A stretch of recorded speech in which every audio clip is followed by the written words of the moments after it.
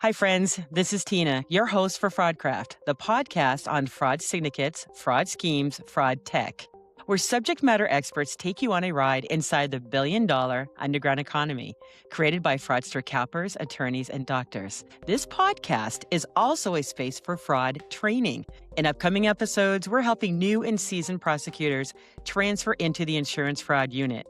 In this episode, we sit down with Shadi Kamiabipur, a recently retired prosecutor with the Orange County District Attorney's Office, who made the challenging transition from prosecuting violent crimes to tackling insurance fraud syndicates. So this episode is one of several designed for prosecutors and prosecution teams. We need your support. Please subscribe to our podcast, hit like on all the videos, comment, and donate to the podcast so we can send money to no-kill animal shelters. Now, enjoy this video and stay on to watch the next episodes. I was a public defender for 5 years. I was recruited to be a prosecutor in 2000, around June. And the first almost 10 years of my career, I did pretty much everything that all prosecutors do: violent crimes, gang cases, sexual assault, just a run-in-the-mill felony prosecutions that we did. In 2010 or 2009, the end of it, I was recruited to come in and do potentially work comp insurance cases. And at the time, it was part of the major fraud unit in the Orange County DA's office.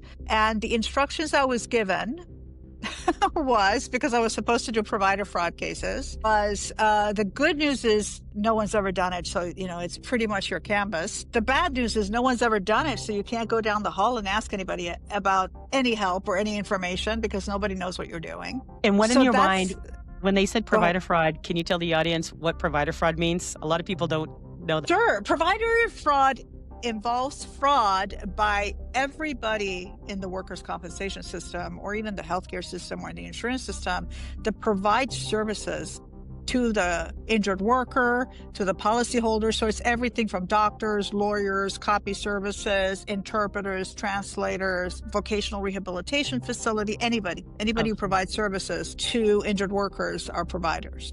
That must have been so exciting for you, right? You must have been exploding and your brain must have been like, I can't wait to jump into this, right? Actually, I felt like it was so interesting because at the time I was a seasoned prosecutor.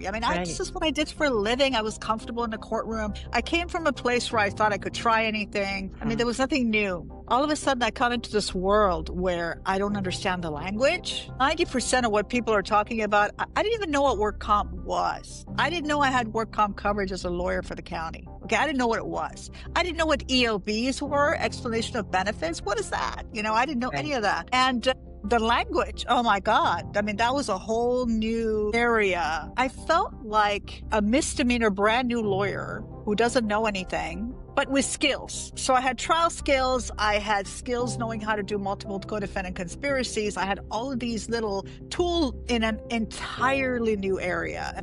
So it was very exciting in the sense that I finally got an assignment where I was in a state of wonder, where I thought, oh my God, I have so much to learn and I know so little. Like I know nothing.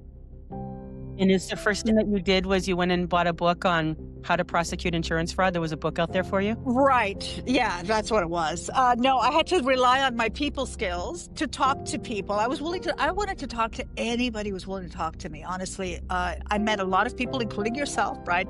I met a lot of investigators. I met a lot of carriers, civil attorneys, claim examiners, anybody who was willing to talk to me, I spoke to. And I even talked to injured workers. We interviewed them.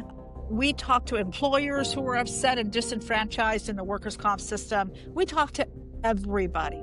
And it was really, really an eye-opening experience because I realized very quickly that, quickly as in 9 months later, so I don't want to make it sound like 2 weeks later. 9 months later, I think around that time, I realized that the challenge for me is going to be how to translate these civil cases into criminal prosecutions because no one had done it.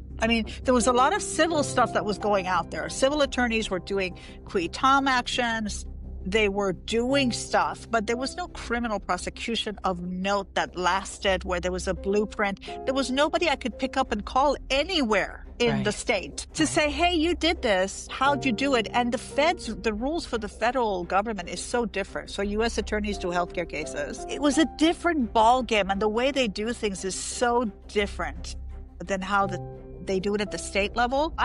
Later on, I talked to some of them, and they were lovely and very helpful, but at the stage and the early on, I needed someone who was a street fighter like me, right? Who could help me. And unfortunately, there was one prosecutor in Kern County who I adore. She helped me tremendously. She gave me a lot of really good information. I kind of just blew it up and scaled it to what I wanted to do because I was doing these big cases. So there were people that I ran into who gave me information. And I think the advantage I had over the average DA is I was a very good trial lawyer. I was a good lawyer. And I was already older, so I was 40 years old at the time. I already had a lot of experience, so I could tap into my prior experience to try to build these cases at the criminal level. Right. And I didn't have to worry about, what if I prosecute 20 people? That wasn't an issue for me. The issue was, how do I prosecute 20 people, right? It wasn't like, I knew how to get them there. It was more a question of, what's your theory of liability? What is the evidence that you need? So those were the kind of problems that I had to solve, and then learn the language. In the insurance industry, they speak a different language than law enforcement. They speak their own language. And I know everybody thinks everybody knows everything. Yeah, they do not. And that's, I think, the challenge for law enforcement and prosecutors when they get there. They don't understand it, so they think, what's the problem? Is it a crime? What's the problem? Why is everybody upset about it? Right? So that is, I was very lucky. I had a lot of very generous people who were willing to, so cute. We have this DA who's very interested. But they were very generous. They gave me a lot of information, a lot of good advice, continuously took my calls. So, it was an adventure. The whole 14 years I felt like, and I know we've had this conversation before, but the entire time, including now, I feel like I'm learning something every time I talk to somebody. Yes. I think I know it, and then I have a whole new world opens up to me, Absolutely. And when you started building these cases and you're at the point where you're having to communicate with juries and communicate with others, how did you work the messaging? Because you and I have talked about this, to where everybody has this idea that insurance fraud is a victimless. Yeah, insurance fraud, who cares? You're stealing from a carrier, big whoop. And here's the problem. You pick a jury and you're dealing with a community where people are thinking, it's a victimless crime. Who cares? You stole from a carrier. Hey, I had a legitimate claim. They didn't pay, right? Everybody, I can tell you in jury selection, I think I met, if there was a juror who had not been spurned and hurt by an insurance company, they were 25 years old. They were like a minute old, and their parents handled their insurance. That's why it didn't happen. But if they were old enough to do their own stuff, they all had bad stories, right? So they didn't care. That was educating the judge, educating the jury about the collateral consequences of these crimes was the challenge. And that's where the experience came in, right? Trying a lot of jury trials before I even started this job. And it was really, really interesting, because I have to tell you, every single grand jury that I did, in the beginning, when I would ask for, you had to call in to schedule a grand jury. Hey, can you please listen to my, $500 million insurance fraud case? And they'd be like, stick a pencil in my eye. It would be a lot more fun, right? And they would just push it over. They're like, you want 2 weeks of our time? What for? Blah, blah, blah. And the way it works at the state level is you have to bring people in. People have to testify. Everything is live. And I'm sure you've testified to it at a grand jury yourself. And so it's a whole process. But by the end of the grand jury, when they indicted these people, they were so angry at them that they would show up at the court, in the court where I was having these people arraigned. They wanted the perp walk. They wanted to see them go into custody. They wanted to know whether they were going to seize their assets. They were done with them after listening to 2 weeks of testimony. It was what was going on. So the grand juries were really a good opportunity for us to see, how do you message this in a way where, when you're doing it in front of 12 people in the box who couldn't get out of 2 months of jury duty, right? And a judge, how do you message this? How do you reduce it to lying, stealing, and cheating, which is what it is? And everybody hates two things, is what I learned. Everybody's a patient, so they hate the fact that they're paying for or billed for services not rendered. They hate that. Most people who end up on jury duty for 2 months are employees of some kind. So they understand the concept of being, an injured worker or what that means, right? Being denied services or being denied work comp coverage or whatever. Right. They understand that stuff. But the other thing that people don't like is they just don't like cheaters and liars. Right. And if you reduce the case to that, and I remember the first case I tried was a premium fraud case. Oh my God, who cares about premium fraud, right? I mean, when they told me the guy lied about his payroll to avoid premium, and I'm like, who cares? Okay, whatever. Good for him. High five. I mean, I'm not trying to be rude, but really? You got to one up on the insurance company? High five. Then when I started to learn about it as I was doing the case and I was trying the case, and it was the Michael Petronella case, it's the very first published case actually under insurance fraud. It was really interesting because what became very evident to me is the guy who did it, it was kind of predatory work. Right. It was lying, stealing, and cheating. And the closing argument to the jury was, if you're okay that he lied about $32 million in payroll to an insurance carrier, then take him by the hand and walk him by the door. It's okay. But if that's not a felony, I don't know what is. Right. If that's not a crime, I don't know what is. And they convicted him and they weren't happy about it. But they did it anyway. And it was such a great experience because subsequently on the provider area, it was a lot easier. Yeah. It was a lot easier on the provider area, especially when you connected it to patients, especially when you connect it to injured workers, right? And you could talk about the impact that has, billing for services not rendered, going to a doctor's office when they run you through a mill of stuff and then you find out it had no value. Right. All these things are diagnoses are run under your name and it has absolutely no value for your treatment.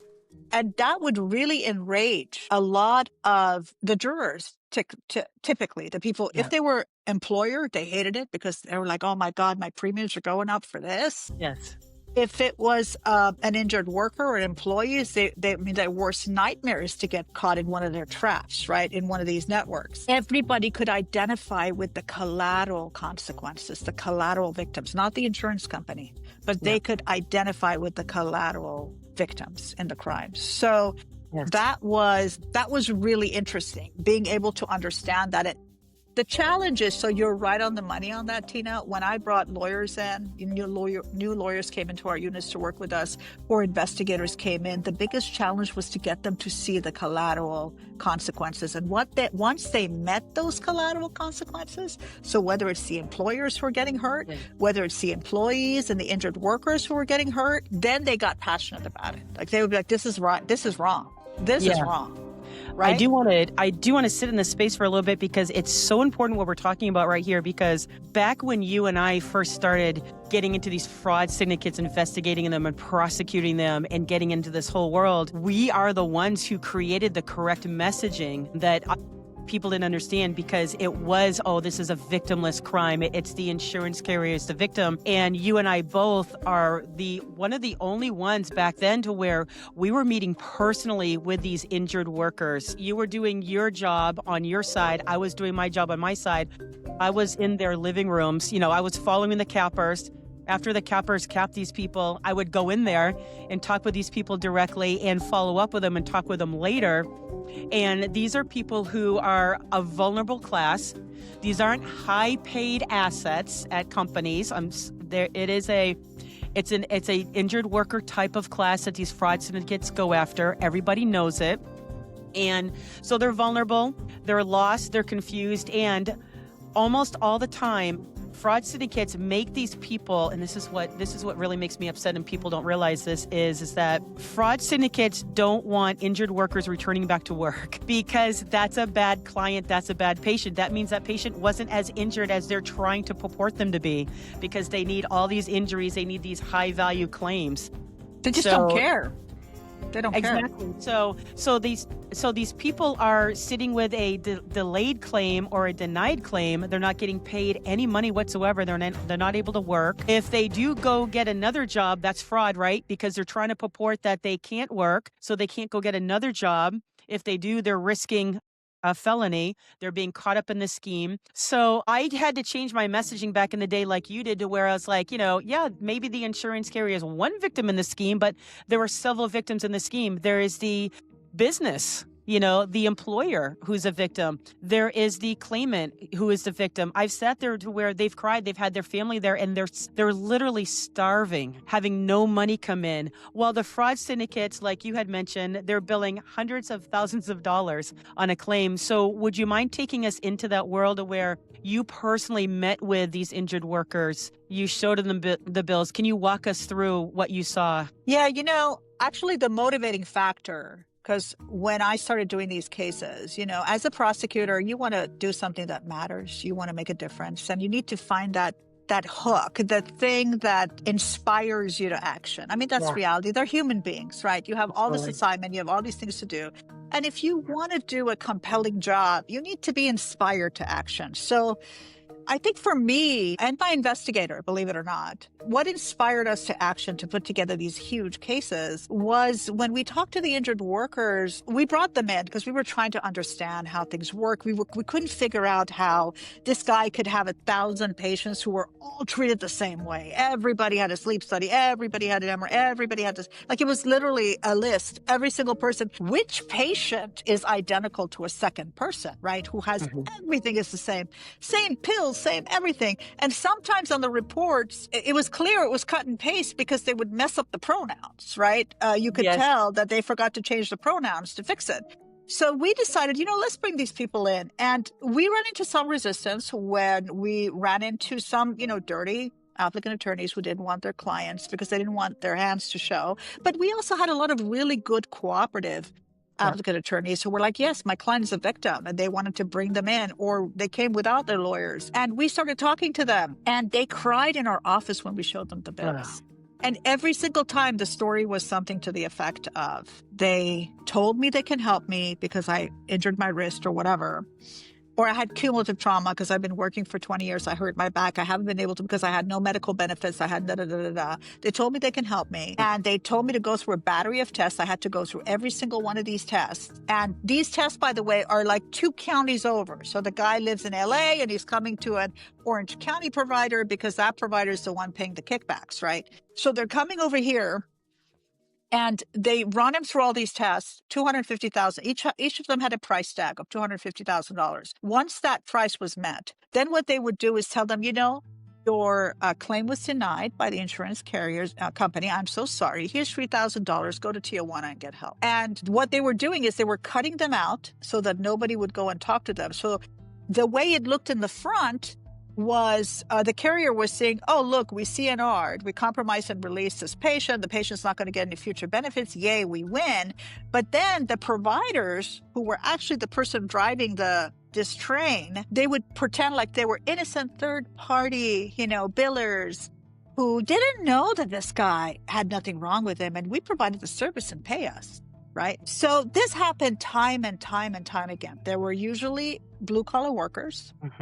They were usually Hispanic, where they didn't understand the system. They would scare them and say, if you work with law enforcement, if you talk to law enforcement, you're going to get in trouble yourself. Yes. Because, and I know that you exaggerated. They wouldn't show them the forms that they filled out on their behalf. And then when they saw the form, they're like, that's not what I told the guy. I told him this, and they had all the laundry list of claims that they had added on their DWC ones, right? And so, yes, there was definitely a certain class. Maybe it was a worker who was a prior felon who didn't want to get in trouble, didn't trust law enforcement. But they're entitled to work comp benefits if they get injured on the job. It is always people that they could easily manipulate, scare from law enforcement, scare from authorities, and tell them that if anybody finds out you're in it, and in what, I don't know, they didn't know. But they said, you're you don't want to get involved in this. And when we would show them their records, when we showed them what was billed under them, they cried. Every single one of them cried. Whether it was a man or a woman, it does not matter. It was heartbreaking. And I think by that first year, I think we talked to about... What was it that they affected them so deeply that made them cry? What did they see that you showed them? That these guys were making $250,000 on them and told them, go to Tijuana to get your treatment. They denied your claim. They did not give them disability payment. They didn't give them unemployment. They didn't give them any of the benefits they're entitled to on work comp. They acted like they're liars. That they had no no remedy. In the meantime, of course, you've seen them. They have all these different reports that are boilerplate. They would read some of it and go, that's not what happened. Or I had cases where they would say, hey, man, I went there. I did the work. After a couple of times, I didn't like these people, so I stopped going. So I didn't go to all of these things. I don't know how you have a bill for it. It did not happen. So we had a lot, a huge, I think you and I have talked about this in the past, but one of the biggest cases that we had break was happened in a situation where an employer contacted our office and said, hey, I have a worker who was injured his wrist on the job. 2 days later, he was back at work. But my insurance carrier is telling me that the liability for this guy is $400,000. My guy is saying, I don't know what you're talking about. I've been at work every single day. I haven't gone to any medical appointments beyond the first day. So I don't know what's happening. Can you guys figure it out? So we looked into it and we found out, sure and behold, this poor guy went into the first quote unquote PTP, right?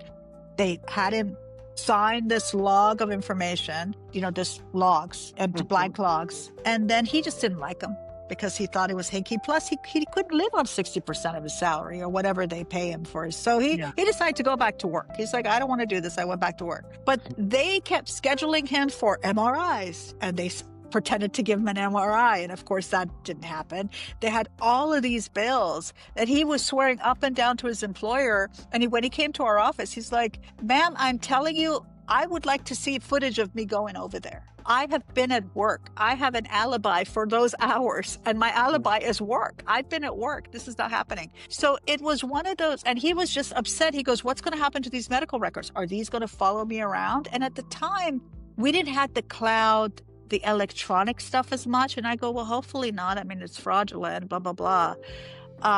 He goes, everybody's going to think that I did this. Like, what are you guys going to do about it? Yeah. And then subsequent to that, imagine years later when everything became cloud-based, and I had to tell these patients, this is going to follow you for the rest of your life. I'm so glad that you're saying that, because the fraud syndicates, what they do is they jack up the value of the claim because it's worth more money to them. They can get more providers kickbacks, and so we would see claimants 24, 25 years old, and the fraud syndicates would put head-to-toe cumulative trauma, every single body part. And then what they would do is they didn't want to get caught in their scheme. They realized maybe there were some good SIU investigators on them, so they would try to settle out really quickly. So they would settle out head-to-toe injuries for a 25-year-old for like $10,000, which we all know is maybe worth like a $50,000 to $1,000 claim, right? And we would tell them, we'd be like, you just sold your soul. You sold your life away on that. If you're truly injured in the future, they only have to put you back whole to that point where you settled. Right. They didn't know. And you know what? It's not explained to them. I can tell you, every single person we talked to, their lawyer never explained that to them. They never understood that. Was there a lawyer involved? Well, unfortunately, yes. Because in Orange County, we also prosecuted lawyers. But right. That was, I think, the condescension, the lack of information to these people, using them as a commodity. I think when I first started doing these cases and I was putting together my first opening statement, one of the prosecutors in Kern County, Kate Zimmerman, if she's listening, I love her. She gave me a lot of information. Yeah, she gave me a lot of information, a lot of education. But she also gave me a picture of a patient wearing an ATM machine, using them as a commodity. Yeah. And that became the flagship of a lot of what we did, because that is truly, an image is worth 1,000 words. Yeah. Patients wearing an ATM machine is exactly what these poor people were. And when you talk about collateral damage, one of the things that we did in the courtroom to be able to effectively sell these cases to the jurors, the 12 people in the box who, by the way, they're all W-2 employees. Right. They can identify with being denied work comp benefits or being taken advantage of, was the idea that you are vulnerable when you're hurt. You're vulnerable when you're in a system that you do not understand. And then the people you trust, doctors, lawyers, whatever, these people are letting you down. Right. And I think as an educated woman, a lawyer to boot, a prosecutor who came in and didn't know anything about work comp, I had complete empathy with these people. Absolutely. And, it was really, really interesting. I remember when we did my cases initially, the judges would look at me and go, fraud case. Oh, my God. But then as the motions went on and they listened to the cases, they listened to the prelims, they listened to what was going on, they started to get worked up about it themselves because everybody can identify with being taken advantage of, right? Being Absolutely. treated like they're nothing, like Yeah. they're just an object. Yeah.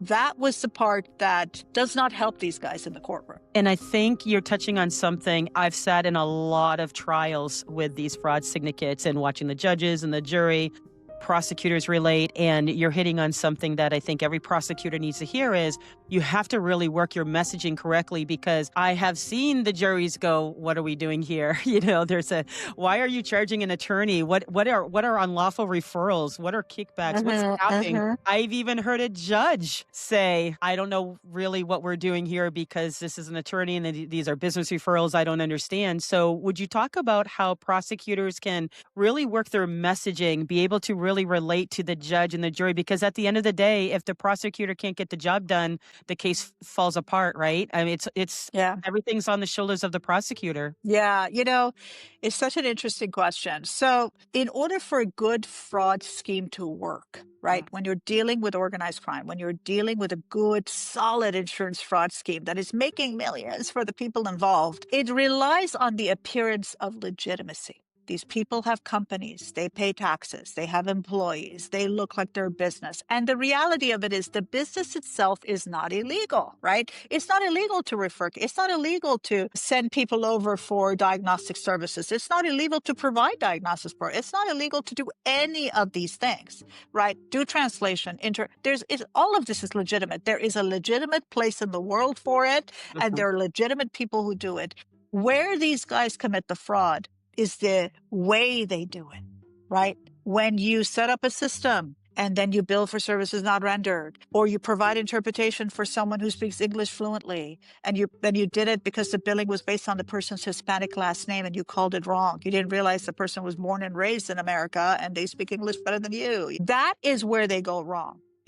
And that's the appearance of legitimacy in the courtroom, right? You come in a courtroom and like, Your Honor, this is a multi-million-dollar company. It is not illegal. Of course, it's a multi-practice. So the judges are thinking of the hoax they go to, hospital or, Providence or I go to a multi-service, Shadi. What are you talking about? Self-referrals. What are you talking about? What does this mean? And so it becomes important to explain to them that the reason this is lying, stealing, and cheating is because they take a great deal of pain to not give you information and to lie to you. Right. Why do you have to lie if it's a legitimate corporation? If they're doing stuff legitimately and a carrier calls and asks questions, why do you have to lie about it? Why do you keep information from the injured workers? Why are you shady about it?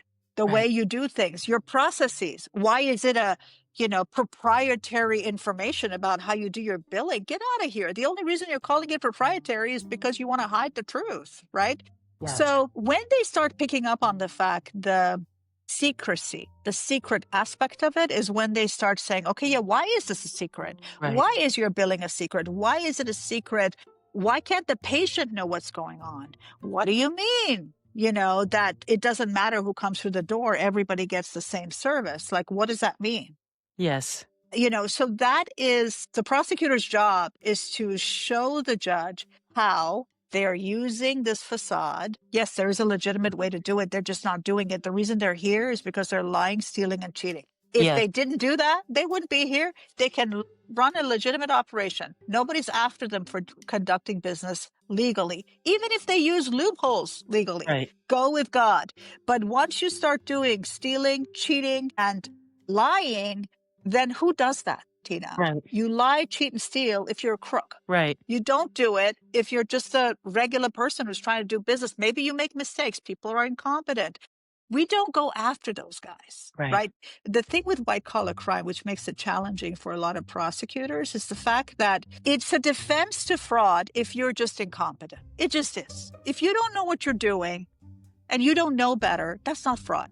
That just means you're an incompetent person. And that is not a criminal prosecution. You could lose your business, whatever. Maybe they could go after you civilly, whatever, force you to pay the money back because you did it wrong. But it's not criminal. It's criminal when you know better and you do it anyway. Right. So being able to prove that is the difference between the incompetent folk. So when the judges start understanding that we are not going after a technical violation.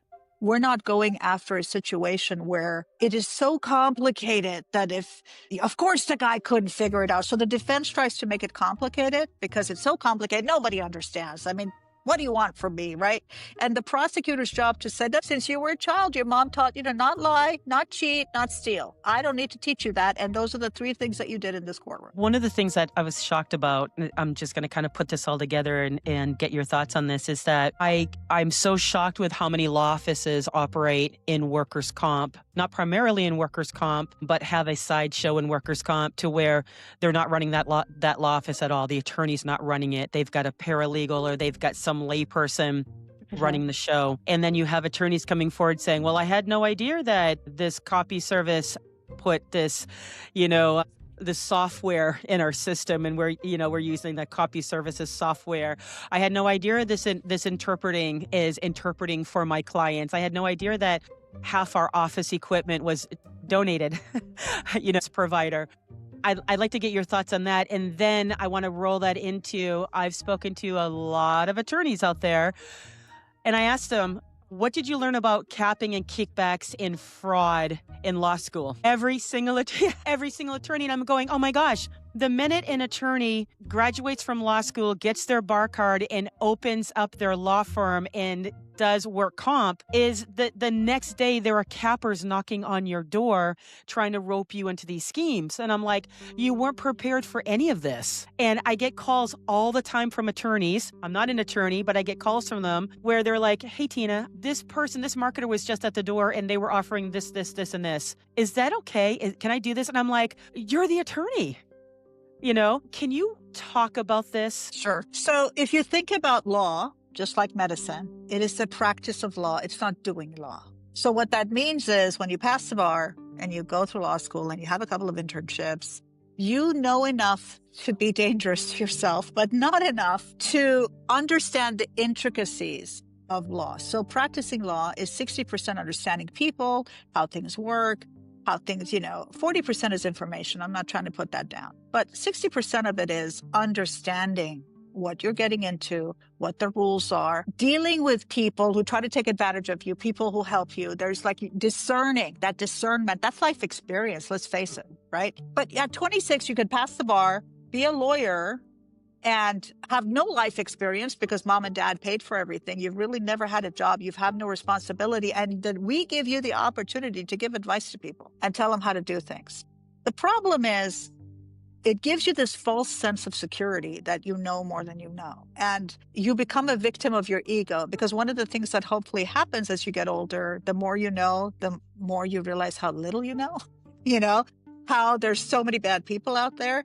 So yes, in law school, they don't teach you that because in law school, they try to teach you loyalty to your client, how to take care of your clients, how to keep their confidences. Even if you don't like them, you have a job to represent them. It's not your job to judge these people. They're entitled to your services. They're entitled to your loyalty. And all of those are very noble. As a lawyer, you're a warrior for your clients. So that is something, if you think about it, that warrior mentality is something they try to teach you in law school. Okay. Now you come outside and nobody's taught you the business aspect. Nobody's taught you have about a lot of bills. The problems of self-referral. Nobody's taught you about the dangers of bringing other people into your firm potentially, or allowing someone to pay the salary of someone who works for you because you just started and you don't have the money, right? Yep. Nobody explains those things to you.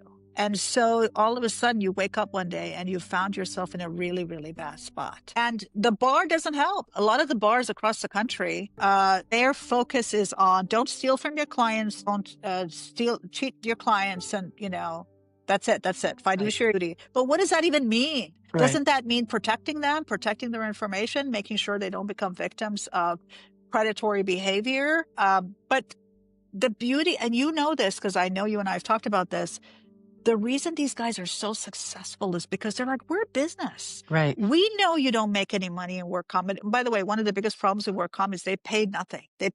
So in order for people who exclusively work in work comp to make money, they have to work on volume. That's reality, especially for lawyers. Yeah, volume is the name of the game. They Yeah. do the depots, they settle it, and volume is the name of the game. You do not make money. It does not pay. So imagine running a business like that, and then somebody coming in and going, yeah, it's perfectly okay. You know what? We're just going to pay the salary of this person.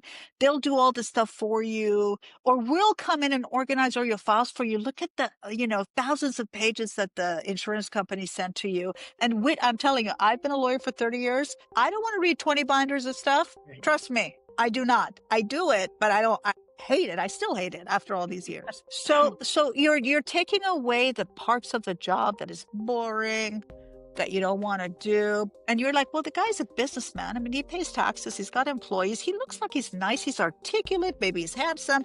Con artist. You've met con artists. The better they are, the more charming they are. Like, they are charming.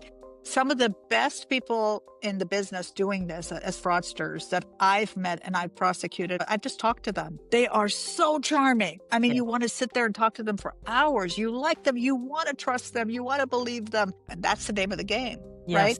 Because if that's not who they were, nobody would do it. And that's where people get in trouble. So thank you for pointing that out. I think I have this issue talking to attorneys too, and I tell them, your job as your law firm is to take care of your client. And if your client comes into your law firm and they can't pick you out of a lineup, I'm going to be knocking at your door as a prosecutor one day. Right. Because that's not a way to run a law firm. Your fiduciary duty to your client is you, not your paralegal or the secretary in the front or the receptionist who always talks to them. Right. Right. Something I'd like to ask you that I've been trying to get across for years now is the predatory behavior of these fraud syndicates. Can you talk about that and what you've seen from the inside? Well, it's profiling, right? So when we talk about fraud syndicates, I'm sure you've defined it. I know you've defined it in your intro videos. Give your version. But this is literally a group of people coming together. They don't all know each other necessarily, but all of them work towards a common goal. Right. And all of them do something that is illegal. So it could be the kickback scheme. It could be selling the patients. It could be never seeing the patients. It could be referring everybody to the same doctor. It could be, all kinds of stuff. It's this kind of predatory behavior. They study carriers to see what they're willing to pay for and how to get money out of them. So that's one aspect of the organized crime area, is the billing aspect, to figure out how are we going to bill it? How are we going to get, which carriers pay for what? How often? How do they scrutinize it? What kind of paperwork do they want? And they go after that. Can we push down on what you just said? Because I've actually had, that's a great point, Shadi, and I want to hammer down on that. Fraudsters have directly told me that they know the insurance carriers' actions and people better than they know themselves. And I'm glad that you mentioned that. Thank you. Yeah. They study them, because if I want to steal money from you, I'm going to study you. I'm going to see what makes Tina tick. If I want something, it's not even money. If I want something from you, Tina, right? If there's something that you have that I want, I will study you. I'll see what you like. Do you go to Starbucks? Maybe I'll send you a cup of coffee. Right? I mean, it starts with little things until it becomes big things. Now, that's one aspect of organized crime. The other aspect of organized crime is the commodity that we talked about, right? The patients, because without the patients, you don't have this other machine that's working. So for that machine to work, you need to bring these people in. The commodity is the injured workers. If you want to bring an injured worker in who's not going to give you a lot of fuss, who's not going to go to law enforcement, you don't want someone who's going to give you a headache. So what you're going to do is you're going to work with someone who is a blue-collar worker, who is, maybe English is not their first language, maybe they're undocumented, maybe they have whatever reason, whether it is maybe they have a criminal background, whatever their issues are, that makes them vulnerable and inaccessible to law enforcement, that is the person that you want. That is the person you study. That is the person you recruit. So you go to the malls, the outside of the courthouse, they used to recruit people. They put these little cards on your car in the parking lot in different places, supermarkets, right? You look at them. They don't walk up to someone like me. They don't walk up to someone like you. They walk up to someone, maybe someone who looks like they're a worker. They're blue-collar worker. Maybe they're Hispanic. Maybe they're from another culture. Maybe, you know what I mean? Like they know this is their business. They know who to approach. My friends, I hope that you enjoyed this episode. Stay with us to watch the next one so that we can add value entertainment in your life. If you're a subject matter expert in this space and have something to say, or if you've been associated in any way with fraud schemes, come on and join us to help others. Do you or have you worked for a fraudster attorney, doctor, interpreting agency, or some other provider type? Come on board and talk about it. You can do this anonymously. And remember, it's cool to be kind. Please support us by subscribing to our podcast, hitting like on the videos, commenting, and if you can, donate so that we can support no-kill animal shelters. See you on the next episode.